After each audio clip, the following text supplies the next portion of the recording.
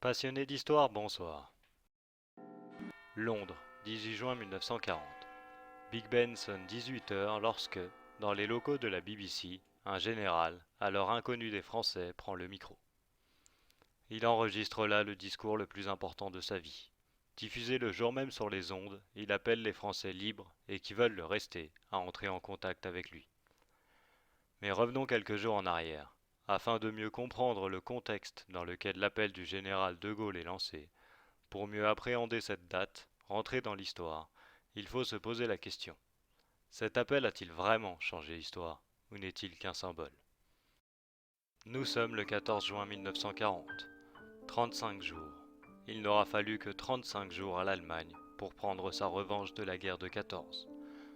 35 jours pour anéantir les forces hollandaises, belges, françaises et faire refluer les Anglais dans la panique sur leur île. La reddition n'est certes pas encore officielle, mais dans l'esprit de beaucoup de Français, elle ne fait plus guère de doute.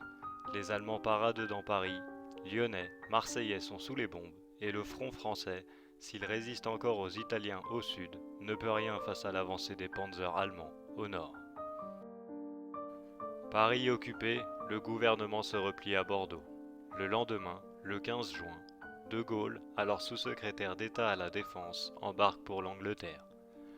Arrivé à Londres le 16, Jean Monnet informe d'un télégramme reçu par le gouvernement anglais de la part de leurs homologues en France. C'est une demande d'autorisation. La France veut pouvoir signer un armistice avec les Allemands sans engager l'Angleterre. Pourtant, les traités d'alliance sont clairs. Soit tout le monde se rend, soit personne. De Gaulle reçoit alors du gouvernement britannique une contre-proposition. Proposition que l'on nommera plus tard l'Union improbable. La fusion des pouvoirs publics, la mise en commun de l'armée et des ressources des deux alliés. Le général dira alors dans ses mémoires de guerre: J'examinais le texte qui m'était rapporté. Il m'a paru aussitôt que ce qu'il avait de grandiose excluait, de toute manière, une réalisation rapide. Dans la réalité, personne ne croit en cet accord. Mais Churchill et Paul Reynaud, alors président du Conseil, souhaitent le ratifier au plus vite. Cet accord pourrait remonter le moral des Français et donner plus de poids au gouvernement de Reynaud, favorable à une poursuite du conflit, face au soutien du maréchal Pétain, décidé, lui, à déclarer la reddition immédiate. De Gaulle rentre à Paris le soir même. Trop tard. Par peur que l'Angleterre ne fasse main basse sur la marine française, l'union a été refusée par le gouvernement. Paul Reynaud, contraint de démissionner, c'est Pétain qui prend le pouvoir. Décidé à agir, le général s'envole pour Londres le lendemain. Le même jour, le maréchal s'adresse aux Français. C'est le cœur serré que je vous dise aujourd'hui qu'il faut cesser le combat. Je me suis adressé cette nuit à l'adversaire pour lui demander s'il est prêt à rechercher avec moi, entre soldats, après la lutte et dans l'honneur, les moyens de mettre un terme aux hostilités. Que tous les Français se groupent autour du gouvernement que je préside pendant ces heures, pendant ces dures épreuves, et fassent taire leur angoisse pour n'obéir qu'à leur foi dans le destin de la patrie. Voilà, maintenant, rentrons un peu dans le détail de ce qu'a réellement été cet appel du 18 juin 1940. Déjà, il faut savoir que les versions que l'on peut trouver sur Internet ne sont pas datées du 18, mais du 22 juin. Le 18 juin 1940, en Angleterre, c'est d'abord le discours de Churchill qui intéresse, et personne ne prendra la peine d'enregistrer celui du général de Gaulle. Il y aura d'ailleurs 5 versions différentes qui seront diffusées de ce discours. Heureusement, on peut retrouver le texte de l'appel original prononcé le 18. Enfin, l'original, pas vraiment. Les Anglais ont fait enlever les passages les plus vindicatifs envers le gouvernement français de Pétain.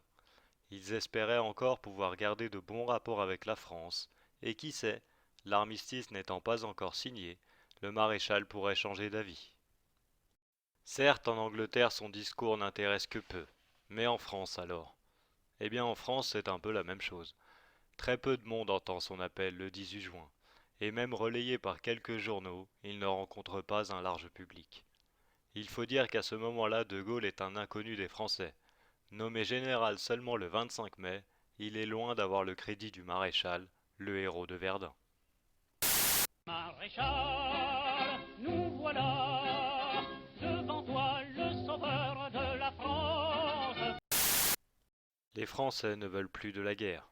20 ans après le massacre des tranchées, la population n'a plus le courage pour un long conflit.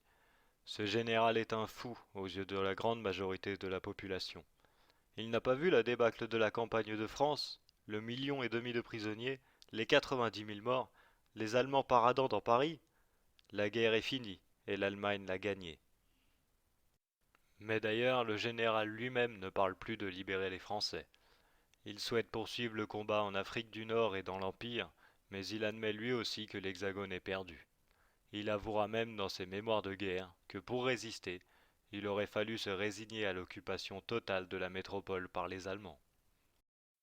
La population admet la défaite, pas de Gaulle, car comme tous les grands personnages de l'histoire, il anticipe l'avenir. Il prévoit déjà la mondialisation du conflit en 1940, dans un moment où seule l'Angleterre résiste encore sur son île. À ce moment-là, les États-Unis sont encore farouchement opposés à leur entrée dans le conflit, et l'Allemagne et l'URSS ont signé un pacte de non-agression. Les Allemands n'ont donc plus aucun ennemi sur le continent, et la résistance de l'Angleterre, aussi héroïque soit-elle, ne semble pas pouvoir durer éternellement. Car cette guerre n'est pas une guerre franco-allemande qu'une bataille puisse décider. Cette guerre est une guerre mondiale. Nul ne peut prévoir si les peuples qui sont neutres aujourd'hui le resteront demain. Même les alliés de l'Allemagne resteront-ils toujours ses alliés? Ce discours est un coup de poker, un coup de génie même. Il prend le pari que la situation va changer et que les Anglais ne resteront pas seuls face au Reich. La suite lui donnera raison et son discours le légitimera comme le représentant de la France qui résiste auprès des Alliés. En 1945, à la Libération, son nom sera, cette fois, connu de tous les Français, et il sera accueilli par des foules en liesse partout où il se rendra. Populaire et respecté par le peuple, les Alliés, et au premier plan les Américains, seront obligés de reconnaître le gouvernement provisoire du général, alors même que Roosevelt le surnommait par exemple le dingue, et qu'il éprouvait une totale antipathie pour ce général, un fanatique de tendance fasciste, selon ses dires. Crucial pour la carrière politique qu'il sera amené à suivre à partir de 1958, le statut que ce discours lui a fait gagner est aussi crucial pour la France. Crucial, car les Américains avaient un projet, celui de gouverner la France. Une mise sous tutelle du territoire comme dans les terres occupées du Japon ou de l'Allemagne était alors envisagée. La France n'était qu'un domaine où les choix des anglo-saxons devaient s'imposer. De Gaulle, bien sûr totalement opposé à ce projet, a su s'imposer grâce à la légitimité qu'il avait acquise auprès des Français, notamment le 18 juin et par la libération de Paris, qui n'était pas prévue au départ dans le plan de bataille des Alliés. Le général, grâce à un tour de force diplomatique, nous permettra même de nous présenter en vainqueur et ainsi de nous inviter à la table des négociations le 8 mai 1945. La France, pays vaincu en un mois, est rangée parmi les vainqueurs de la Deuxième Guerre mondiale.